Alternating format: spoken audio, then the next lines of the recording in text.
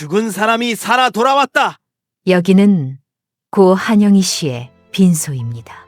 내가 한영희입니다. 나는 내 영정 사진 앞에 섰습니다. 말도 안 돼! 그 사람들이 처리했다고 했단 말이에요! 어머니는 죽었어야 했어요! 해외여행 가자고 꼬셔서 데려가더니 죽으라고 버리고 도망간 아들, 며느리, 그들이 계획한 것은 여행이 아니었습니다. 그것은 제거였습니다. 나는 오늘 내 장례식장에 갑니다. 아들, 며느리에게 천벌을 내리러. 나는 어떻게 그 지옥에서 살아왔을까요? 죽으란 법은 없었습니다.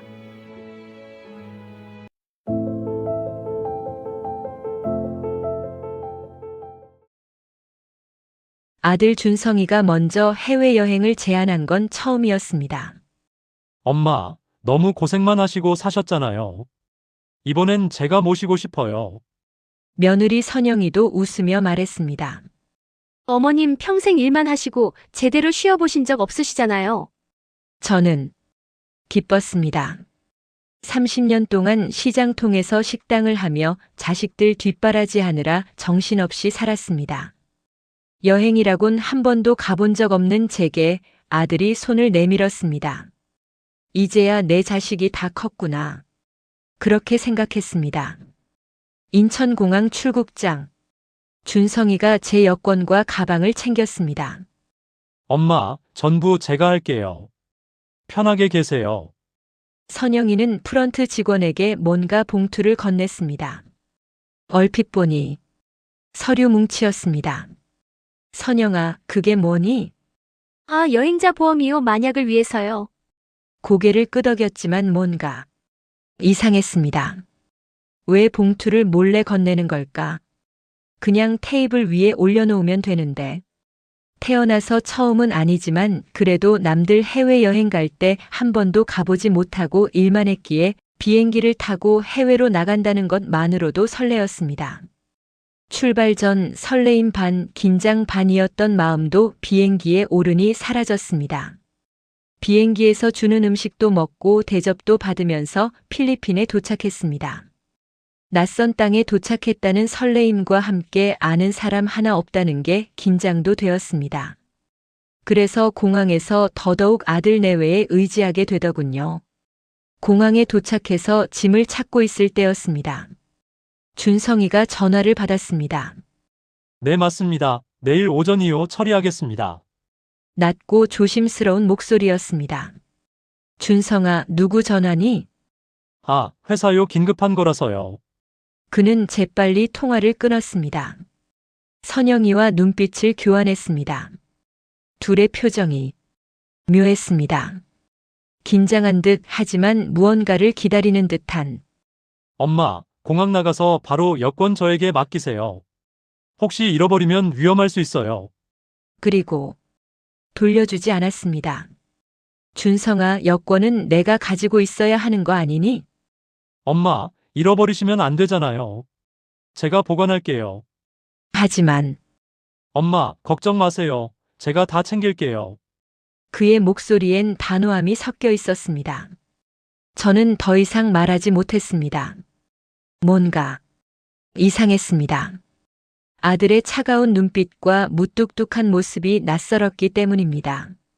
하지만 별다른 수가 없어서 아들의 말을 따라서 공항에서 나와서 여권을 맡겼습니다. 선영이와 준성이는 차를 타고 오는 내내 계속 귓속말만 주고받았습니다. 제가 들으려 하면 둘은 입을 다물었습니다. 그리고 다시 고개를 맞대고 무언가 이야기했습니다. 저는 불안했습니다. 왜 저렇게 속삭이는 걸까? 왜 나한테는 아무 말도 안 해주는 걸까? 창밖을 보며 생각했습니다. 혹시 내가 너무 예민한 걸까? 하지만 가슴 한편이 계속 무겁게 눌렸습니다. 준성이가 한숨을 쉬며 저를 바라봤습니다. 선영이가 작게 속삭였습니다. 오늘 안에만 끝내면 돼. 그 순간 뭔지 모를 불안감으로 가슴이 두근거렸습니다. 끝낸다고. 뭘? 호텔에 도착해서 프런트에서 체크인을 하는데 선영이가 직원에게 봉투를 건넸습니다. 또 봉투였습니다. 직원은 봉투를 받고 고개를 끄덕였습니다. 무슨 대화를 나눴는지 모르겠지만 저는 알아들을 수 없는 언어였습니다. 엄마, 방은 5층이에요. 우리는 3층이고요. 왜 따로 있니? 요즘 성수기라서 그런지 방이 없다고 하네요. 같은 호텔 아니니까 너무 걱정하지 마세요. 그렇게 말하며 준성이는 제 가방을 들고 엘리베이터에 올랐습니다. 5층 복도. 준성이가 문을 열어줬습니다. 엄마, 짐은 제가 정리할게요. 엄마는 좀 씻고 쉬세요. 내가 할 수 있는데. 아니에요. 편하게 계세요. 그는 제 가방을 뒤지기 시작했습니다. 그러더니 지갑, 휴대폰을 모두 꺼냈습니다. 준성아, 그건 왜 가져가니? 엄마, 잃어버리시면 안 되니까 제가 금고에 보관할게요.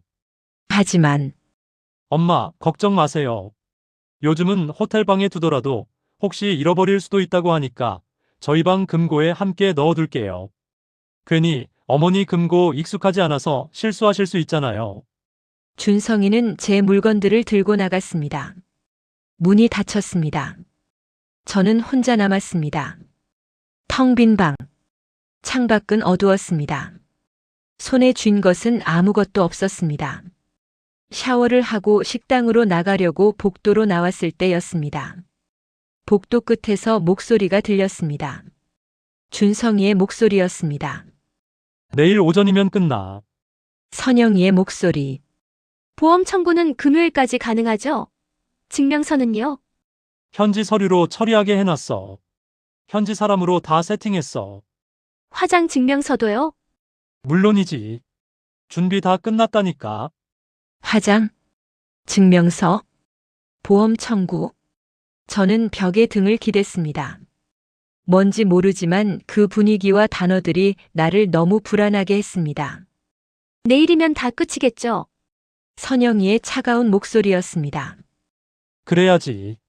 우리도 살아야 하니까 어쩔 수 없어. 준성이의 대답이었습니다. 아니다. 아니야. 내가 잘못 들은 거야.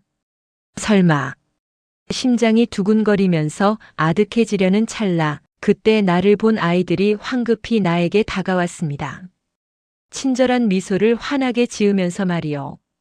어서 맛있는 거 먹으러 가자고 나의 팔을 양쪽에서 잡고 서둘렀습니다. 사이좋은 가족이 여행 온 모습처럼 말이죠. 그래요. 뭐 다른 얘기겠죠. 너무 현실감 없는 얘기잖아요. 내 아들이 나를 버릴 리가 없잖아요. 애써 두근대는 가슴을 진정시키면서 즐거운 여행을 시작하려고 했습니다. 하지만 음식을 먹는 내내 그 생각에 음식 맛도 모르겠고 긴장감에 손이 떨렸습니다. 아들 내외가 하던 말들이 계속해서 머릿속을 맴돌았습니다. 잠이 오지 않았습니다. 천장을 바라보며 누워 있었습니다. 준성이는 어려서부터 착한 아이였습니다. 학교에서 상도 많이 받아왔고 저에게 효도도 잘했습니다. 결혼하고 나서 사업을 시작했는데 실패했다는 얘기를 들었습니다. 빚이 많다고 했습니다. 며느리 선영이도 스트레스가 많은 것 같았습니다. 전화할 때마다 목소리가 날카로웠습니다. 돈 때문에 힘들겠지. 그렇게 생각했습니다. 그래서 제가 가진 것이라도 도와주려 했습니다. 집도 준성이 명의로 넘기려 했습니다. 노후 자금도 좀 나눠주려 했습니다. 아이들도 나의 이 마음을 알겠죠. 제가 늙어서 괜한 생각을 하나 봅니다. 문 두드리는 소리가 들려나가 보니 선영이가 문 밖에 있었습니다. 음료수를 주면서 환하게 웃더군요. 저희가 어머니 위해서 좋은데 많이 알아뒀어요. 다 돌아다니려면 내일 아침 일찍 나갈 거니까 준비하시고 어서 주무세요. 싹싹하고 밝은 평소의 목소리였습니다. 그렇죠. 괜한 생각이었던 겁니다. 저는 이불을 끌어당겼습니다. 아니겠죠, 아닐 겁니다. 아침 일찍부터 갈 데가 많다고 하는 걸 보니 열심히 여행을 준비한 것 같습니다. 그게 사실일 거라고 애써 불안한 마음을 누르고 자려고 애썼습니다. 새벽 6시. 문을 두드리는 소리에 일어났습니다. 거의 잠을 자지 못했습니다. 어머니 나가요. 차에 올랐습니다. 준성이가 운전대를 잡았습니다. 선영이는 옆자리에, 저는 뒷자리에 앉았습니다. 차가 출발했습니다. 창밖을 보니 호텔 밀집 지역에서 점점 멀어지고 있었습니다. 준성아, 우리 어디 가는 거니? 관광지요. 어디? 곧 도착해요. 하지만 차는 계속 외곽으로 향했습니다. 건물이 점점 줄어들었습니다. 공장 같은 건물들이 보이기 시작했습니다. 낡은 창고들, 녹슨 철제 구조물들, 사람의 기척이 없는 황량한 풍경. 준성아. 준성이는 대답하지 않았습니다. 백미러로 저를 보는 그의 눈빛. 차갑고 단호했습니다. 선영이가 고개를 돌려 저를 봤습니다. 그녀의 입가에 미소가 번졌습니다. 하지만 그 미소는 따뜻하지 않았습니다. 차가 속도를 줄였습니다. 차가 멈췄습니다. 주변을 둘러봤습니다. 폐공장들이 늘어선 곳이었습니다. 깨진 유리창, 벗겨진 페인트, 녹슨 철문. 아무도 없었습니다. 그런 곳에 있는 허름한 식당이 있었습니다. 그 식당도 문을 연 건지 닫은 건지 모르겠더군요. 가게 안이 캄캄했어요. 준성아, 여기가 관광지니? 어머니, 내리세요. 여기서? 저는 천천히 차에서 내렸습니다. 뜨거운 햇살이 내리쪼였습니다. 바람 한 점 없는 공기, 먼지만 날렸습니다. 준성아, 여기가 뭐 하는 곳이니? 준성이는 저를 똑바로 보지 못했습니다. 고개를 돌린 채 입만 열었습니다. 엄마, 여기가 맛집이라고 해서 온 거예요. 선영이랑 먼저 내리세요. 주차하고 올게요. 정말 내리기 싫었지만 며느리도 같이 내린다고 해서 일단 내렸습니다. 조금 걸어가던 그때 며느리가 말했습니다. 어머님 잠시만요. 차에서 두고 내렸어요. 잠시만요. 금방 뛰어갔다가 올게요. 선영이는 갑자기 뒤돌아서 차로 뛰어가 차에 올라탔습니다. 선영이가 차에 올라타자 바로 차는 출발해버리고 말았습니다. 얘들아, 이러지 마. 제발. 준성아, 선영아, 안 돼. 날 두고 가지 마. 저는 차를 따라 뛰었습니다. 하지만 차는 점점 빨라졌습니다. 먼지를 날리며 멀어졌습니다. 차는 사라지고 바람 소리만 들렸습니다. 저는 그 자리에 주저앉았습니다. 다리에 힘이 풀렸습니다. 손에서는 식은땀이 나면서 계속 떨렸습니다. 입안이 마르면서 숨이 컥컥 막혀왔습니다. 어떡하지? 어떡해? 주변을 둘러봤습니다. 폐공장 말고는 아무것도 없었습니다. 그 뒤에는 울창한 밀림에 내 키는 훌쩍 넘길 것처럼 길게 자란 풀들이 있었습니다. 어둡고 컴컴해서 들어가면 다시 못 나올 것 같았어요. 사람은 한 명도 보이지 않았습니다.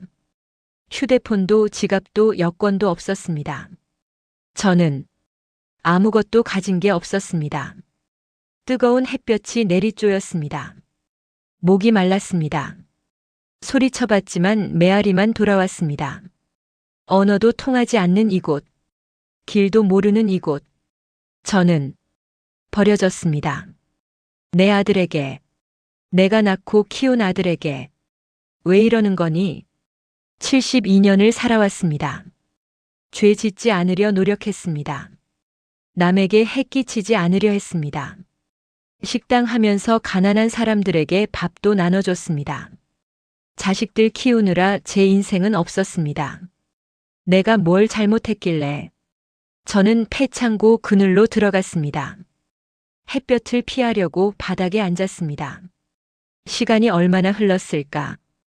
해가 기울기 시작했습니다. 배가 고팠습니다. 목이 말랐습니다. 하지만 그것보다 더 큰 고통은 배신감이었습니다. 준성이는 나를 죽이려 한 거구나. 그 생각이 들자 가슴이 찢어지는 것 같았습니다. 해가 지고 어둠이 깔렸습니다. 주변이 보이지 않았습니다. 공포가 밀려왔습니다. 이대로 죽는 건가? 누구도 날 찾지 않겠지. 여기서 이렇게 눈을 감았습니다. 너무 지쳤습니다. 모든 게 포기하고 싶었습니다. 그때였습니다. 멀리서 누군가 걸어오는 소리가 들렸습니다. 저는 움찔했습니다. 공포로 손에 식은땀이 나고 다리가 후들거렸습니다. 발소리가 가까워지면서 손전등 불빛이 보였습니다. 저는 벽에 등을 기대고 숨을 죽였습니다. 긴장감으로 입이 바짝 타들어갔습니다. 불빛이 제 얼굴을 비췄습니다. 남성의 실루엣이 보였습니다. 저는 뒷걸음질 쳤습니다. 누구세요?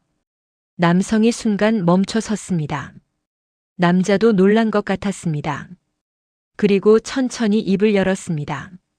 한국어였습니다. 혹시 한국 사람이에요? 이런 낯선 곳에서 한국말을 들으니 눈물이 났습니다. 조금 어색한 말투였지만 지금의 나에게는 사람 목소리, 그것도 한국말은 천국의 말이었습니다. 후레쉬 불빛이 조심스럽게 나를 비췄습니다. 나는 필사적으로 살려달라고 도와달라고 매달렸습니다. 하지만 젊은 남자의 한마디에 순간 말을 멈출 수밖에 없었습니다. 준성식당 이모? 저는 얼어붙었습니다. 어떻게 내 이름을 불빛 속에서 그의 얼굴이 드러났습니다. 낯익은 얼굴. 이모 나예요, 다니엘. 그 순간 기억이 떠올랐습니다. 10년 전 제 식당에 단골이던 그 외국인 노동자. 다니엘. 그는 고개를 끄덕였습니다. 네, 이모님. 다니엘 기억해요?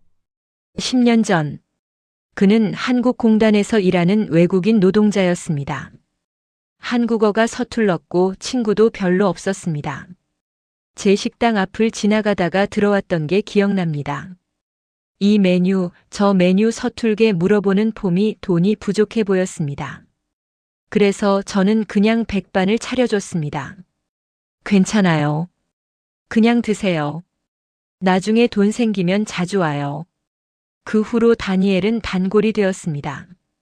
어렵고 힘들 때에 나는 반찬을 챙겨주기도 하고 명절이면 명절 음식도 챙겨주었습니다.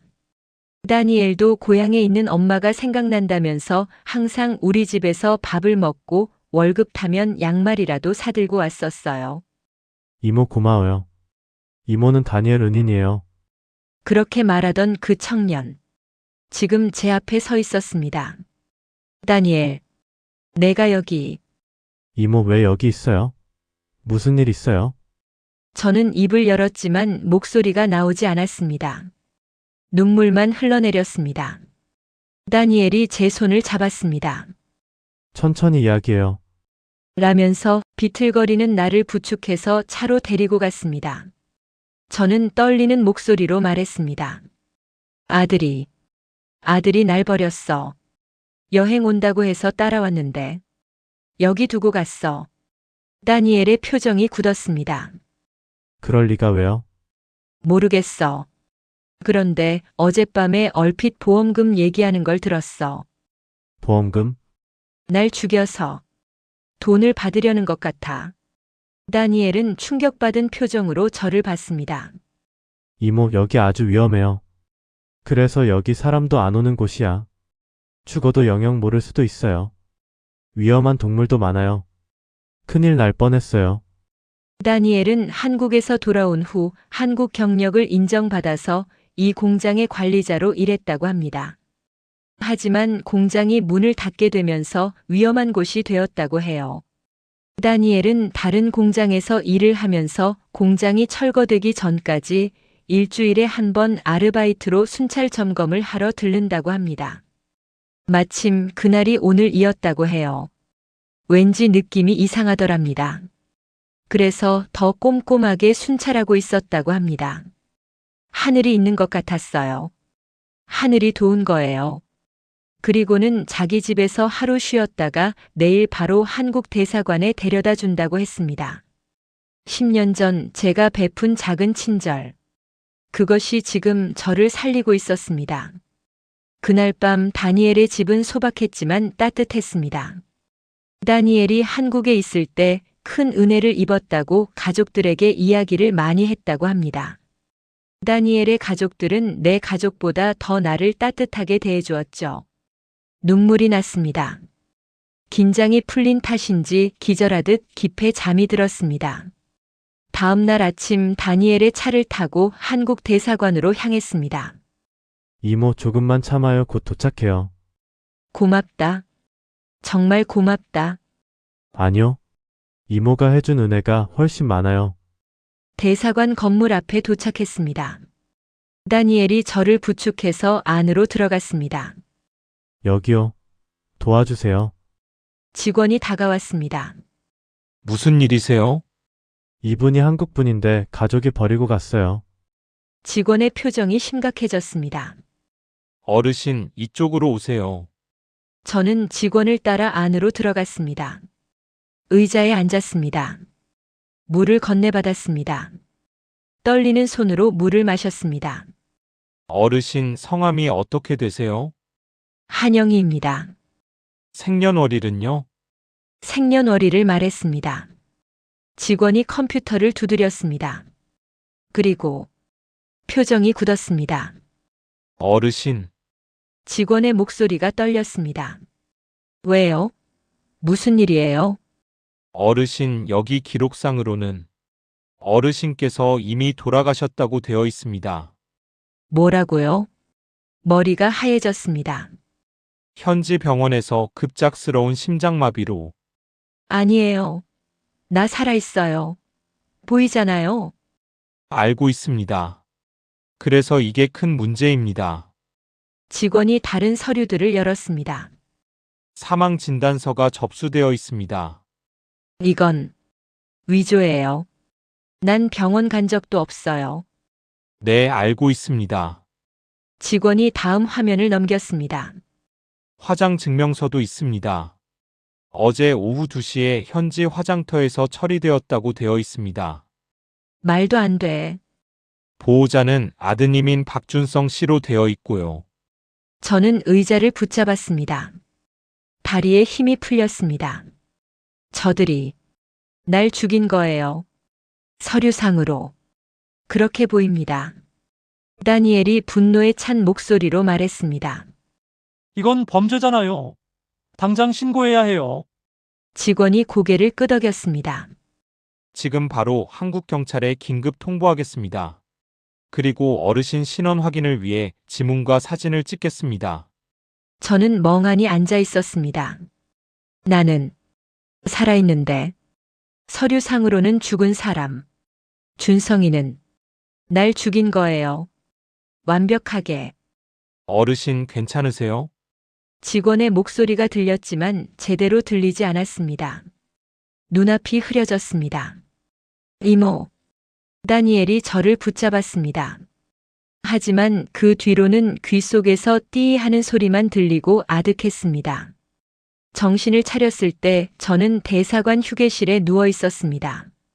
직원이 물을 건네줬습니다. 어르신 좀 어떠세요?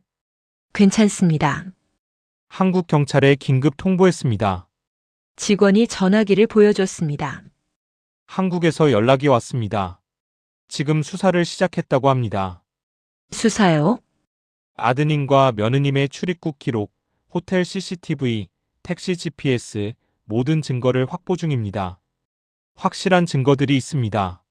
하지만 직원이 잠시 망설이더니 말했습니다.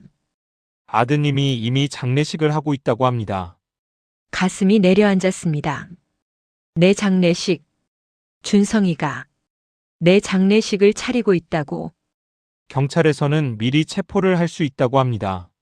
하지만 어르신께서 직접 현장에 가시면 그곳에서 체포할 수도 있다고 합니다. 어떻게 하시겠습니까? 힘드시면 경찰이 따로 체포해도. 저는 잠시 생각했습니다. 내 장례식.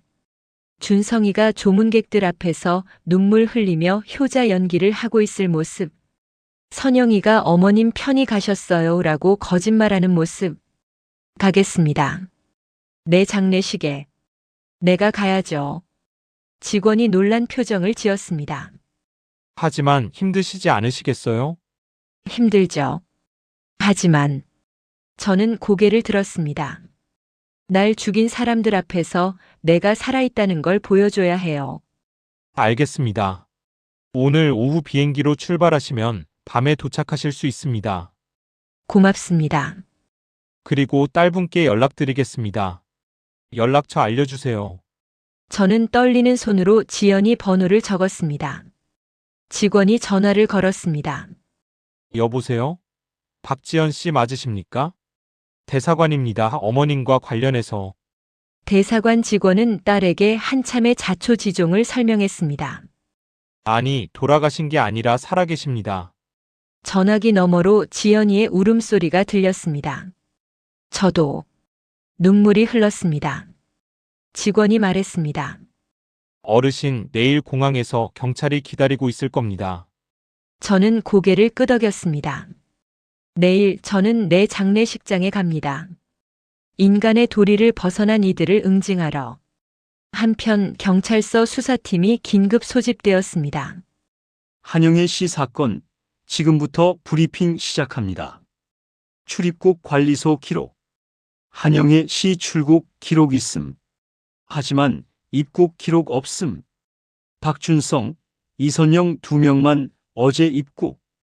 호텔 CCTV 확보. 화면에 나타난 모습. 봉투를 건네는 이선영. 프런트 직원과 대화하는 박준성. 영희를 따로 5층으로 보내는 장면. 택시 회사 연락. 네, 그 시간에 폐공장 지대로 갔습니다. GPS 기록 보내드리겠습니다. 보험회사 조회. 박준성 씨가 5억 원 보험금 청구했습니다. 한영애 씨 사망 진단서 첨부되어 있고요. 증거는 충분합니다. 지금 당장 체포해도 됩니다. 한영애 씨가 오늘 저녁 귀국합니다. 장례식장으로 직접 가시겠답니다. 팀장이 지시했습니다. 그럼 한영희 씨와 함께 체포하도록 하지. 장례식장 주변에 인력 배치하도록 해. 장례식장에 고인과 함께 가게 생겼군. 고인이 저승사자가 된 건가? 팀장은 중얼거렸습니다. 장례식장. 박준성과 이선영은 열심히 연기를 하고 있었습니다. 조문객들이 오기 시작했습니다.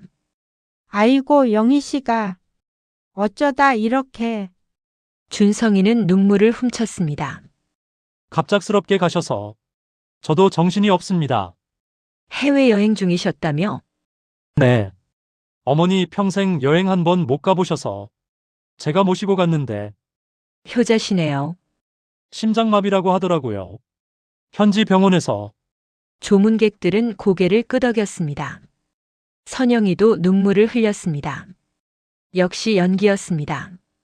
어머님이 가시기 전에 말씀하셨어요. 행복하다고. 아이고, 편히 가셨다니 다행이네요. 빈소 한쪽에 딸 지연이가 앉아 있었습니다. 붉게 부은 눈. 하지만 그녀의 눈빛은 오빠를 향해 있었습니다. 분노를 조용히 사귀면서 무언가를 기다리고 있었습니다. 인천공항. 출구로 나가자 형사 2명이 기다리고 있었습니다. 한영애 씨 맞으십니까? 정말 장례식장으로 가시겠습니까? 네, 힘드시지 않으시겠어요? 힘들죠. 하지만 가야 해요. 알겠습니다. 저희가 모시겠습니다. 서울로 향하는 길. 창밖 풍경이 낯설었습니다.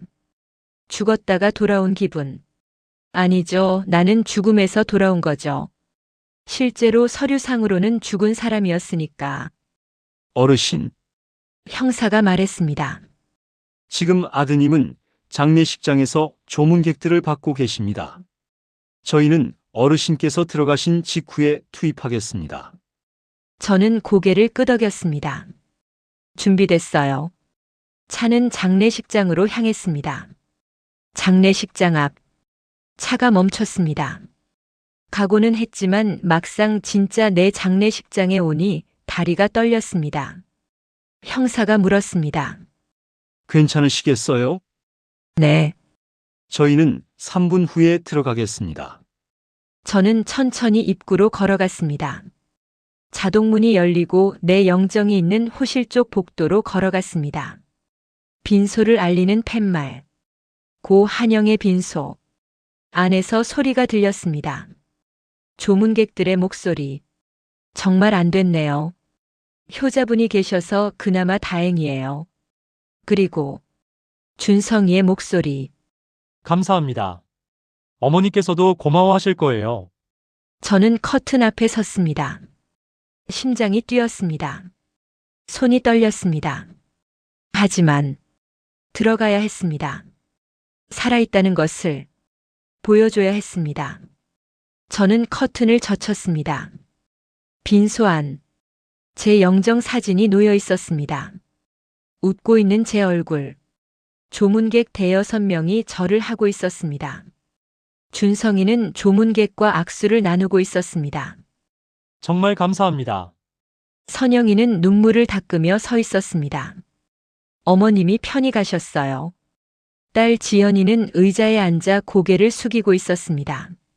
저는 천천히 안으로 걸어 들어갔습니다. 한 걸음, 두 걸음, 조문객 한 명이 저를 봤습니다. 표정이 굳었습니다. 저기, 다른 사람들도 고개를 돌렸습니다. 정적이 흘렀습니다.